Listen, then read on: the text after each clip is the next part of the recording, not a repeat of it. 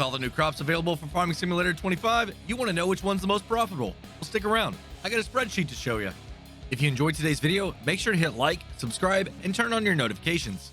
How's it going, everybody? Driver53 here, and today I'm going to go over which crop is the most profitable for Farming Simulator 25. Now, these are base game crops. We don't have any productions or any greenhouses, anything like that thrown in here. Now, some of these crops, you are able to do something to them very quickly to be able to get a little bit more money or even a little bit more yield. So I've included those as well, including the crops that you can swath, including crops that you're able to get straw with, and even crops that you're able to make silage with. Now, a little disclaimer, this is all based on pricing that is available here at the base game launch. I did another video earlier today where you could take a look at that. I'm going to go and link it up above so you can see the details on exactly how I got all these values. Now, the first column that you see here, this is just the standard crop. But as you go down, you can see that there's a few different and new names. Yes, we've got a bunch of new crops available here for Farming Simulator 25. Those are all included because they are base game. You can also see that there's some that say swath next to them. Those are crops that you're able to use the Mac Dawn Swather on. You can also see corn silage and grass silage on here because that's something that players like to do really quick and easy to be able to get more money out of those crops. We also have sugar beet cut because it's just a simple process and it doesn't improve your yield any at all on the crop. So we included it here as well.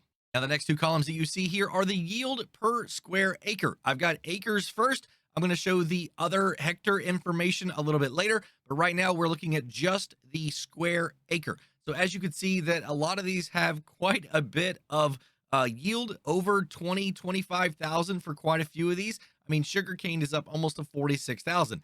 Now, the ones that you can do straw on, those are barley. Your canola now is able to have straw on that as well, oats and wheat. So we've included those four here with straw as well. The next column that you see is the average sell price. Now, this is consistent. Doesn't matter if it's an acre or a hectare, but I had to put acre up there because that's the way the spreadsheet works. And as you can see, these are the base prices per 1,000 liters of product. And the next column you see here, this is the average sell price for your straw, $123. Now, these are all on easy economic settings as well. So if you want to get your normal economic settings, it's 0.6 of these values, and your hard economic settings are a third of what you're seeing here on the spreadsheet.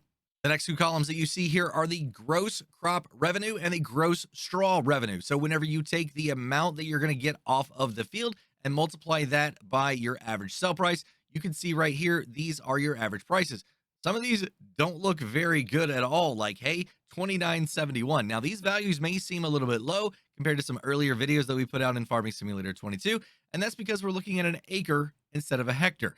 Acres are like, you got 2.471 acres in a hectare, so it's going to be quite a bit lower than what you're seeing on the hectare. So, once again, if you're looking for that information, I'm going to post it here at the end of going through all this side by side, so you guys will have both comparisons. Now, the last column that I got here, this is the total revenue that you're going to have for the average prices on easy economic value. Now, we all know that the economic value, you could get a spike in that or you can get a lull in that, but these are the average prices. Now, for those of you that like to sell your crops when you're going to make the most amount of money, I give you these next columns here. These are the estimated peak values of what you just saw there for the average. So you could go across here, and some of these are going to have higher economic factors into them, so they're going to be a little bit more of a boost at the peak than other ones. But as you can see, they pretty much stay in line consistently top to bottom as far as value goes. And what I mean by that is the most expensive sugarcane is still pretty well most expensive. The most expensive there one too.